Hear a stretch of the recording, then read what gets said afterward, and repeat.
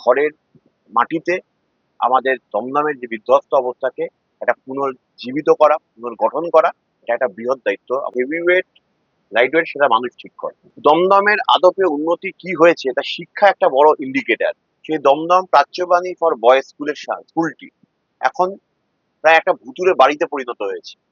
ওপরে জঙ্গল ভর্তি হয়ে গেছে এবং গোটা স্কুলটাকে মিউনিসিপ্যালিটি একটা ফ্ল্যাটে পরিণত করেছে। আমরা বলছি দমদমে মহল্লা ক্লিনিকের ব্যবস্থা করবো আমরা। ফ্ল্যাটের ব্যবসা মানে প্রমোটারি ব্যবসা করছেন, যারা ইমারতির ব্যবসা করছেন, একটা বড় অংশের লোকের সঙ্গে যুক্ত রয়েছে, তাদের অবস্থা কি? ব্যবসা করবে যত টাকা, তার বেশি টাকা প্রায় তৃণমূলের নেতাদের দিতে হচ্ছে। মানুষ ক্ষুব্ধ ব্যবহারে, তাদের কাজকর্মে, শাসক দলের এই ভয়ঙ্কর সময় ওষ্ঠাগত। তাই আমরা চাই মানুষ বদলাতে চায়, আমরা সেই বদলানোর একটা সৈনিক হতে চাই মাত্র। দমদম বিধানসভা কেন্দ্র। দমদম বললে প্রথম যে কথাটা আমাদের মাথায় আসে সেটা হচ্ছে উদ্বাস্তু আন্দোলনের কথা। কলোনি এলাকা দমদম ধীরে ধীরে 1977 সালের পর বামফ্রন্ট সরকারের হাত ধরে রাজ্যের মানচিত্রে গুরুত্বপূর্ণ জায়গা করে নিচ্ছে। একাধিক কলকারখানা ছিল এই দমদম এলাকায়, এখন সেগুলো প্রায় বন্ধ। 29 এপ্রিল এই কেন্দ্রে বিধানসভা নির্বাচনে ভোট গ্রহণ। তার আগে গণশক্তি ডিজিটালে আপনাদের মুখোমুখি হয়েছেন দমদম বিধানসভা কেন্দ্রে বামফ্রন্ট মনোনীত সিপিআইএম প্রার্থী ময়ূক বিশ্বাস। ময়ূকদা, প্রথমে স্বাগত। ধন্যবাদ। প্রথমেই যে বিষয়টা জেনে নেওয়া সেটা হচ্ছে সর্বভারতীয় ছাত্র রাজনীতি, এসএফআই এর সর্বভারতীয় সাধারণ সম্পাদক, সেই ছাত্র রাজনীতি থেকে দমদমে সিপিআইএম প্রার্থী, লড়াইটা কেমন? দেখুন, লড়াইটা জীবনের প্রত্যেকটা অঙ্গনে আমাদের সবাইকে করতে হবে এবং এখানে দাঁড়িয়ে যে লড়াইটা আমরা করতে যাচ্ছি, এটা আমাদের ঘরের মাটিতে, যেখানে আমরা আত্মীয় পরিজন, বন্ধু বান্ধব যারা রয়েছে, তাদের সুখ দুঃখের সাথী হয়ে, তাদের অসুবিধাগুলোকে নিয়ে আমরা এই রাস্তায় নেমেছি, লড়াই করছি। এবং খুব স্বাভাবিকভাবেই এই লড়াইটা আমাদের যে কোনো ক্ষেত্রে যে লড়াই করুক, আমরা অবতীর্ণ হই না কেন, সে কেউ যদি মাধ্যমিক পরীক্ষা দেয়, উচ্চ মাধ্যমিক পরীক্ষা দেয়, তাহলে সেটাও তার কাছে একটা লড়াই। সুতরাং লড়াইটা এটাও জীবন একটা পার্ট, আমাদের লড়াইয়ের একটা অঙ্গ। আমাদের পার্টি যে আমাদের দায়িত্ব দিয়েছে, সেই দায়িত্ব পালন করতে, যেখানেই দায়িত্ব পালন করতে দিক না কেন, সেই দায়িত্ব পালন করতে আমরা বদ্ধপরিকর। এবং এক্ষেত্রে তো একটা বাড়তি দায়িত্ব রয়েছে, কারণ ঘরের মাটিতে আমাদের দমদমের যে বিধ্বস্ত অবস্থাকে একটা পুনর্জীবিত করা, পুনর্গঠন করা, এটা একটা বৃহৎ দায়িত্ব আমাদের পার্টি দিয়েছে। সেটা একটা চ্যালেঞ্জিং তো বটেই। দমদম বিধানসভা কেন্দ্রের 15 বছরের বিধায়ক প্রাপ্ত বসু, 2011 সালে তিনি জয়ী হয়েছিলেন, এখনো তিনি বিধায়ক। সেই সময় থেকে তিনি রাজ্যের মন্ত্রী। এক কথা বলা যেতে পারে একজন হেভিওয়েট প্রার্থীর বিরুদ্ধে লড়াই। মানুষ কি বলছে? দেখুন, মানুষ তৈরি করে হেভিওয়েট, লাইটওয়েট সেটা মানুষ ঠিক করে। এ গণতন্ত্র।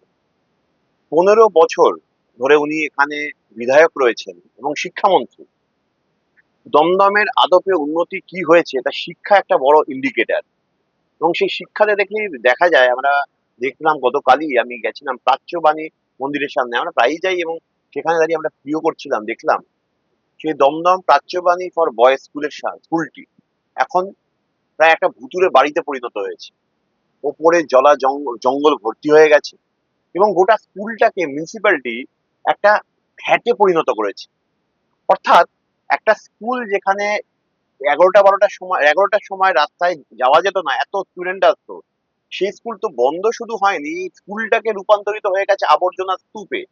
এবং সেটা শুধু প্রাচ্যবাণী ফর বয়েজ নয়, এখান দমদমের একটা বিস্তীর্ণ অঞ্চলে বহু স্কুল, মতিলাল কলোনি স্কুল বলুন বা স্বর্ণময়ী বালিকা বিদ্যালয় বলুন, এরকম বহু বহু স্কুল তা বন্ধ হয়ে গেছে। এবং যে স্কুলগুলো রয়েছে, ধরা যাক এই পূর্ব সিটিতেই ভারতী বিদ্যা মন্দির, তারপর এখানে জওহরলাল নেহেরু, এই যে স্কুলগুলো, সেগুলো প্রায় ধুঁকছে।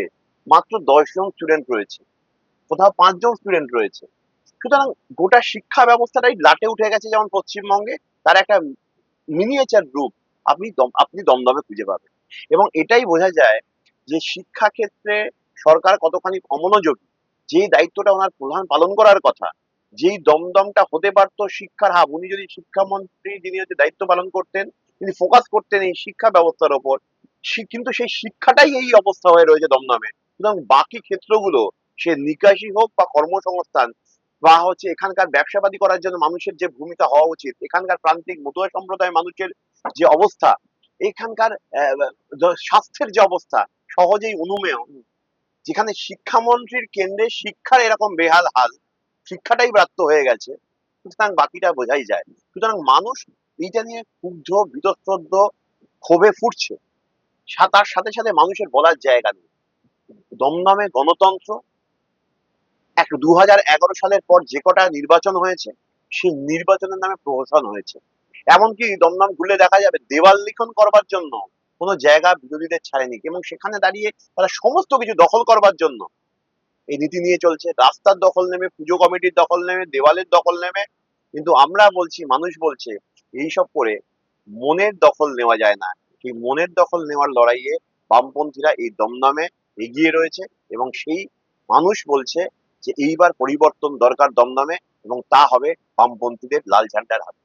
আহ, দমদমে প্রচারে মূলত কোন বিষয়গুলোকে সামনে রেখে আপনি প্রচারটা আমরা চালাচ্ছেন? দমদমের মূলত মানুষের যে প্রত্যেক দিনের যে সমস্যা, আমরা বিকল্পের কথা বলছি। এবং সেই বিকল্প ধরা যাক, প্রথমে যদি স্কুল থেকে শুরু করা যায়। এখানে স্কুল শিক্ষার জন্য মানুষের একটা বড় অংশ খরচা হয়। তারা ওই বন্ধ স্কুল হয়ে যাচ্ছে, অন্য জায়গায় পড়াচ্ছে, প্রাইভেট স্কুলগুলোতে, সেখানে প্রচুর টাকা দিয়ে পড়াতে হচ্ছে।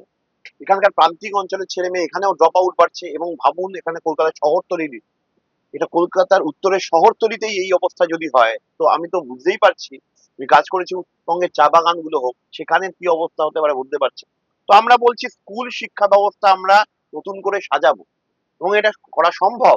আমি গোটা ভারতবর্ষ ঘুরতে গিয়ে দেখেছি যে কেরালায় যে এই বন্ধ হয়ে যাওয়া স্কুলগুলো, ওখানকার বাম সরকার কিভাবে সেগুলো ইন্টারন্যাশনাল স্কুলে রূপান্তরিত করেছে।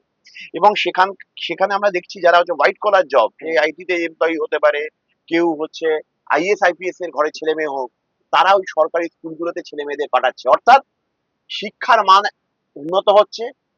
শুধু প্রান্তিক মানুষ নয়, সমাজের যারা হচ্ছে আহ প্রতিষ্ঠিত, তথাকথিত ভাবে হচ্ছে তাদের কাছে পয়সা আছে, তারাও হচ্ছে সন্তানদের ওখানে পাঠাচ্ছে। আমরা চাই দমদমেও এটা হওয়া সম্ভব, যে সরকার শিক্ষায় মন দেয়। এবং আমরা বলছি দমদমে আমরা জিতবো। আমরা স্কুল শিক্ষা ব্যবস্থা নতুন করে সাজাবো, এবং তার সঙ্গে যে মানুষের জীবন জীবিকার জন্য যে সিলেবাস তৈরি করা দরকার, এই সিলেবাস হিসেবে আমরা করাবার জন্য আমরা হচ্ছে ব্যবস্থা নেওয়ার চেষ্টা করব। এবং বিভিন্ন জায়গায় এখানে প্রান্তিক অংশে বড় অংশ বস্তি রয়েছে, সেই বস্তির মেয়েদের জন্য স্কিল ডেভেলপমেন্টের জন্য আমরা ট্রেনিং সেন্টার করবার চেষ্টা করব, এবং করবই। এবং অবশ্যই সেখানে স্কলারশিপের বন্দোবস্ত করব। এটাই আমাদের মূলত হচ্ছে, আমরা ফোকাস করছি শিক্ষায়। এবার দেখো, শিক্ষার পর এখানে আসে নিকাশি। দমদম অঞ্চলে এখানে বর্ষা এসে আসলেই, এবং সামান্য দু এক পশলা বৃষ্টি বৃষ্টি হলেই এই গোটা দমদম অঞ্চলটি একটা ভেনিসে পরিণত হয়। তো সেখানে আমরা বলছি এই দমদমে গোটা নিকাশি ব্যবস্থা নতুন করে গড়বার জন্য আমরা মাস্টার প্ল্যান তৈরি করব। এই বাগজোলা খালকে কেন্দ্র করে মাস্টার প্ল্যান তৈরি করব, যাতে এখানে জল জমার সমস্যাটা দূর হয়।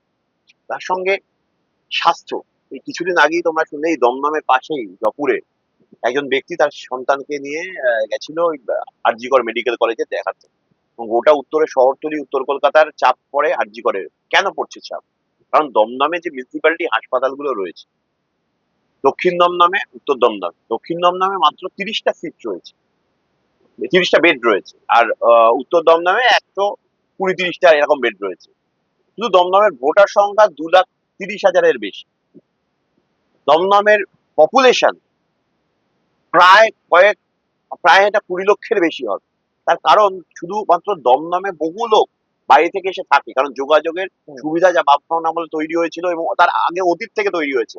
পাশে এয়ারপোর্ট আছে, মেট্রো আছে, 3টে স্টেশন আছে, এখানে রেলওয়ে স্টেশন আছে।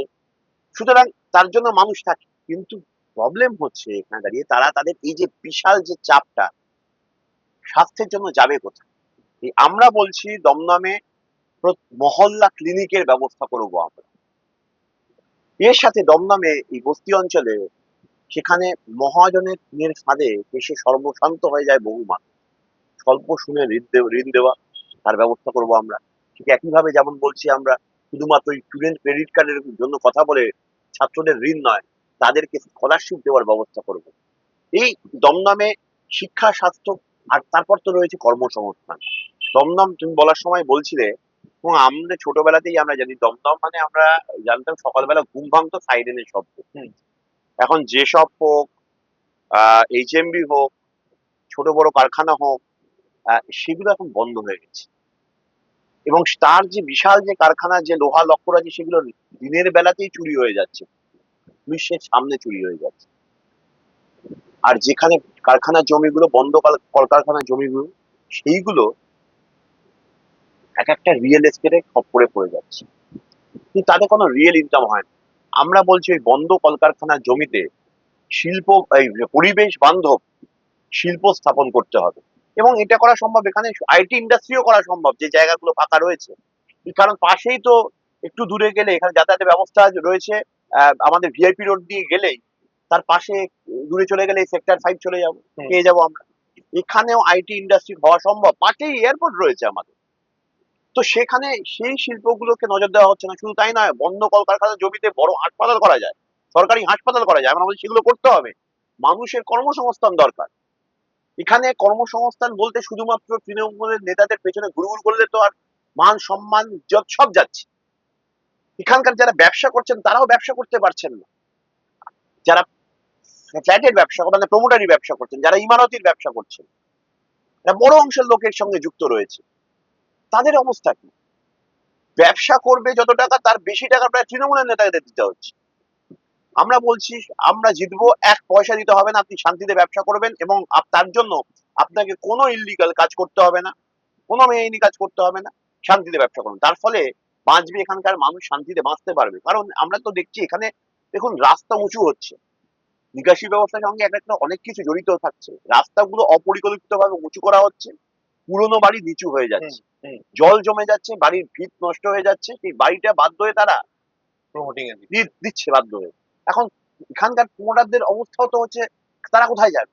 তাদের তো টাকা দিতে হচ্ছে, বিশাল অঙ্কের টাকা দিতে হচ্ছে তৃণমূলের নেতাদের, এবং তারা সেখানে দাঁড়িয়ে হচ্ছে অনেকাংশে বাধ্য করা হচ্ছে তাদের জায়গা বাড়াতে।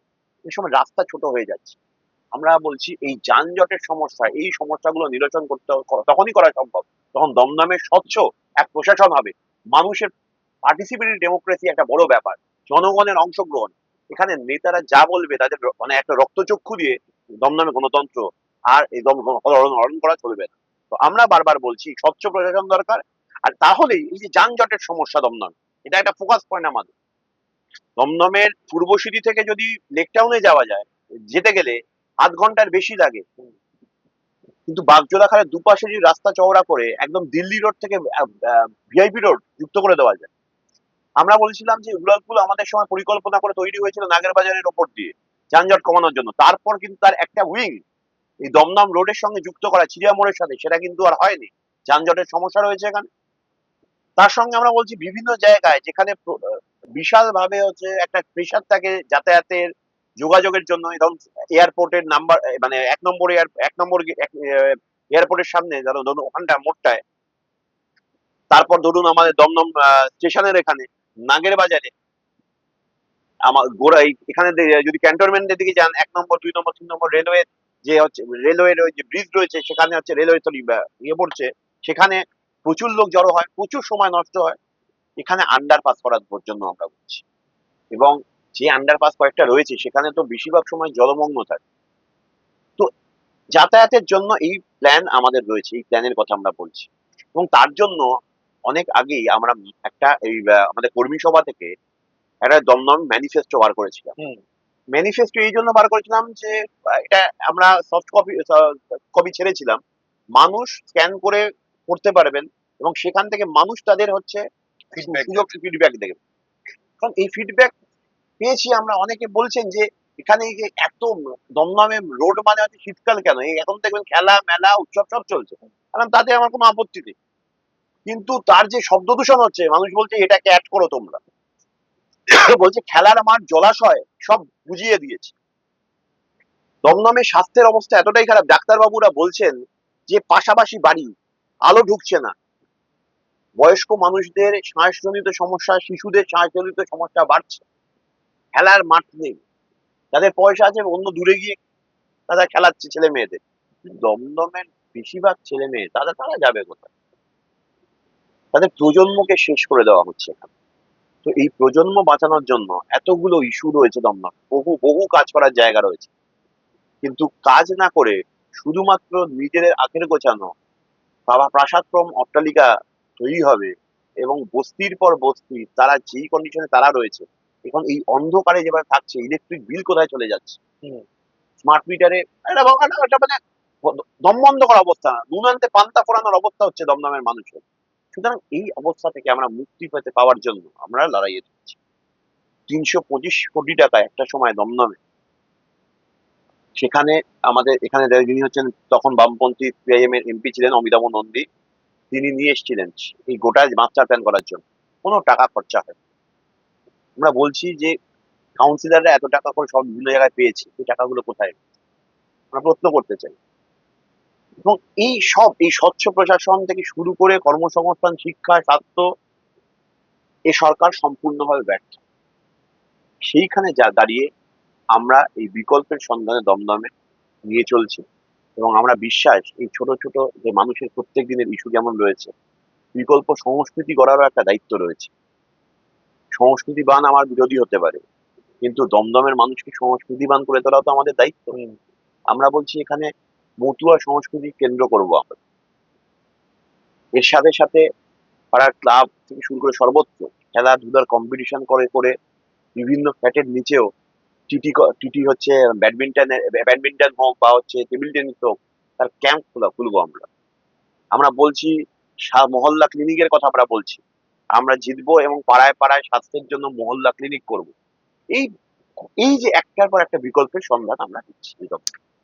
যেটা আপনার প্রচারের সাথে থেকে যে জিনিসটা দেখলাম যে ময়ূর বিশ্বাস দমদমের সিপিআইএম প্রার্থী পাড়ায় পাড়ায় যাচ্ছে, বাড়ি বাড়ি যাচ্ছে, এটাই কি ময়ূর বিশ্বাসের প্রচারের ইউএসপি এবারে?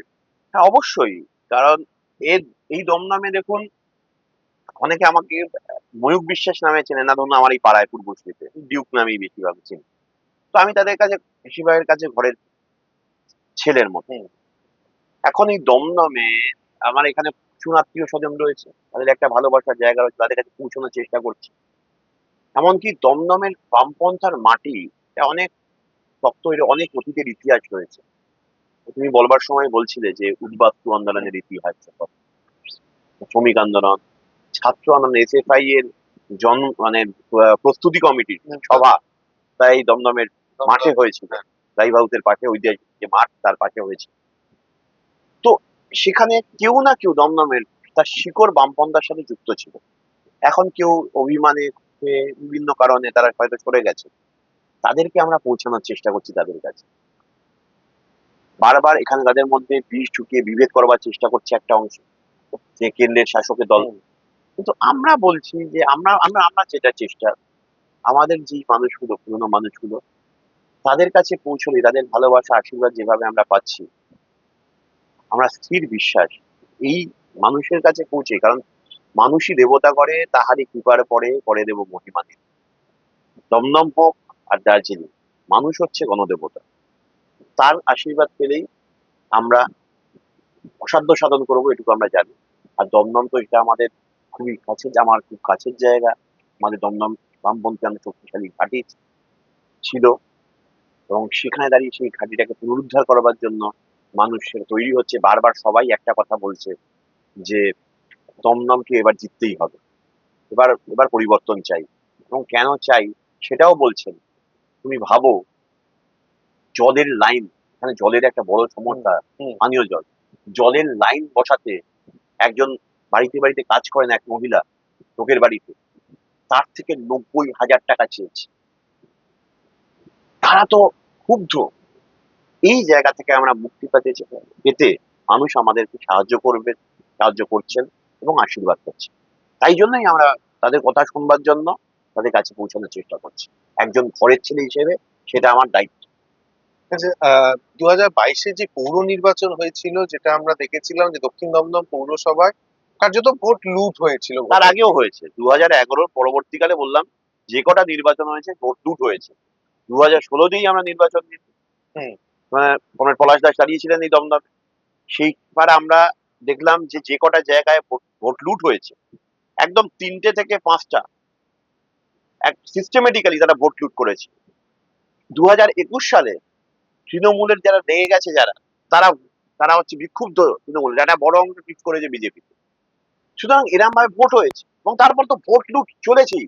কারণ ভোট লুট না করতে পারলে এখানের যে গোটা সম্পদ রয়েছে, জমি জমার অধিকারগুলো তারা পাবে না। এটা জমিদারিত্ব ভেবে নিয়েছে গোটা দমদম। সেই জায়গা থেকে আমরা বলছি এই ভোট লুট এর বিরুদ্ধে সকাল সকাল ভোট দিন, এবং সবাইকে বলছি যারা যেই ছেলে মেয়েরা বাইরে পড়তে গেছে, কাজ করতে গেছে, তোমরা আসো, ফিরে আসো, নিজেদের ভোট দাও, কারণ ভোটটা নষ্ট করো না। তা না হলে এরা জেকে বসছে, এরা মাথায় চড়ে বসছে। ইতিমধ্যেই তো দেখেছেন দমদমের থেকে যেখানেই অতীতে আমরা দেখলাম যারা হচ্ছে মৃত ভোটার যারা ছিলেন, স্থানান্তরিত ভোটার, তাই জন্যই আমরা বারবার বলছি তো এগুলোকে আইডেন্টিফাই করা দরকার, এবং সেটা তাই হয়েছে। সেখানে তারা একই ব্যাপার হচ্ছে সেই জায়গায় এবার করার চেষ্টা করছে। তো আমরা বলছি তাই জন্য না হয়, নষ্ট না হয়, তার জন্য তোমরা আসো। মানুষ ক্ষুব্ধ ব্যবহারে, তাদের কাজকর্মে, শাসক দলের এই ভয়ঙ্কর সময় ওষ্ঠাগত। তাই আমরা চাই মানুষ বদলাতে চায়, আমরা সেই বদলানোর একটা সৈনিক হতে চাই মাত্র। ছাত্র নেতা ময়ূর বিশ্বাস শিক্ষামন্ত্রী ব্রাত্য বসুকে বিকাশ ভবন অভিযানে মার্কশিট যখন ধরাতে গেছিল তখন 10-0 দিয়েছে। দমদমে সিপিআইএম প্রার্থী না, দমদমের সাধারণ ভোটার ময়ূর বিশ্বাস ব্রাত্য বসুকে বিধায়ক হিসেবে 10-এ কত দেবে? সেটা তো মানুষ দেখছে, বলছে। আর আমি তো বললাম এতগুলো সমস্যা, ওখানে তো নাম্বার পাওয়ার তো কোনো জায়গাই নেই।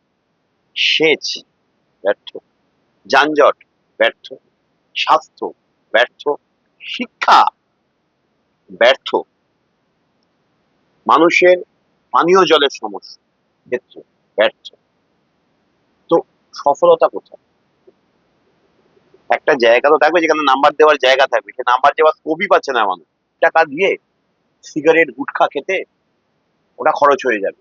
ময়নাগুড়ির তৃণমূলের নেতা সেটা বলেছে। তো আমরা বলছি এটা একটা তামাশা হচ্ছে, এটা দিন গুজরান করবার জন্য। যা জিনিসপত্রের দাম, একে গ্যাসের দাম বাড়িয়ে দিয়েছে কেন্দ্রের সরকারের একটা যে বিদেশ নীতি, যে আমেরিকার পায়ে পড়া যে বিদেশ নীতি, তার ফলে গ্যাসের দাম বেড়ে গেছে, খাবারের দাম বেড়ে গেছে, স্কুলে পড়াতে ছেলে মেয়েদের, এখানে স্কুলগুলো তো বন্ধ, প্রাইভেটে পড়াতে এত টাকা খরচা হচ্ছে। সেইখানে দাঁড়িয়ে এই কটা টাকায় হয় না, তার জন্য স্থায়ী সম্মানজনক চাকরি দরকার। দমদমের শিক্ষিত ছেলেমেয়েরা এই ঘোর গ্রীষ্মে তুমি রাস্তায় গেলেই তুমি দেখতে পারবে Swiggy, Zomato, OLA, Uber, Flipkart, এই গিগ ওয়ার্কার্স এর কাজ করছে। কারণ তাদের আর কোনো, বাধ্য হয়ে তারা এই কাজটা করছে। সব জায়গায় তারাও বলছে তাদের কোনো সম্মানজনক চাকরি দরকার। এই যে গিগ ওয়ার্কার, তাদের জন্য তো সামাজিক সুরক্ষা দরকার তাদের জন্য। এই সামাজিক সুরক্ষা কোথায়?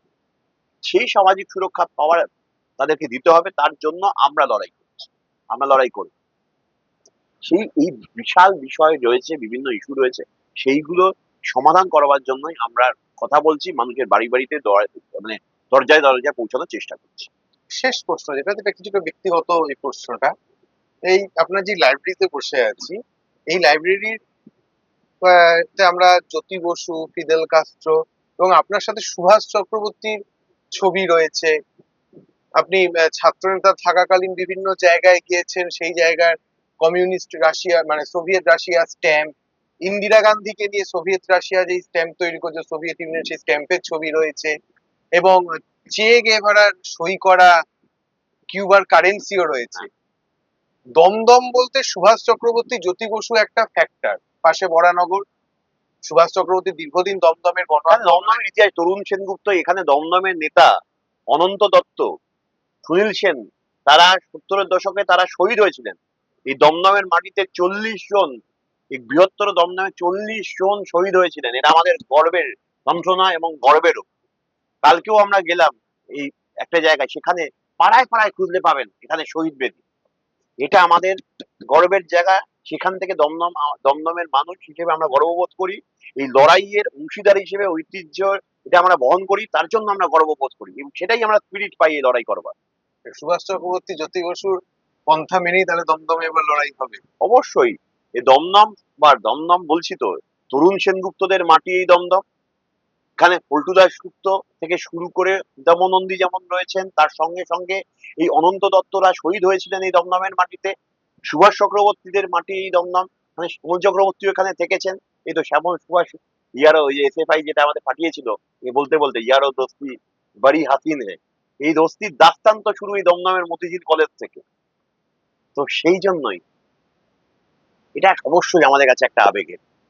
তারা যে দমদমে তৈরি করেছিল যে লড়াইয়ের ক্ষেত্র, এই উদ্বাস্তু আন্দোলনের মাটি, শ্রমিক আন্দোলনের মাটি, এই মাটি ছাত্র আন্দোলনের মাটি ছিল, সেই মাটিকে আবার যাতে ফসল ফলুক, যে বামপন্থা জেগে উঠবে সেটা আমরা বিশ্বাস রাখি, এবং দমদমের মানুষ যেভাবে আশীর্বাদ করছে সেই ঐতিহ্যকে নিয়ে আমরা আমরা যারা উত্তরাধিকার সেটা বহন করছি তা এগিয়ে চলতে পারবো, কিন্তু আমরা বিশ্বাস করি।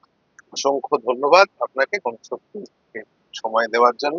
আপনারা শুনলেন সিপিআইএম প্রার্থী ময়ূক বিশ্বাসের কথা। তিনি যেমন তার জয়ের বিষয়ে যেরকম আত্মপ্রত্যয়ী, আত্মবিশ্বাসী, তার সাথে সাথে দমদমে মাটিতে বামপন্থীদের, বামপন্থার যে ঐতিহ্য, সে ঐতিহ্য পুনরুদ্ধার করার জন্য তিনি আত্মবিশ্বাসী।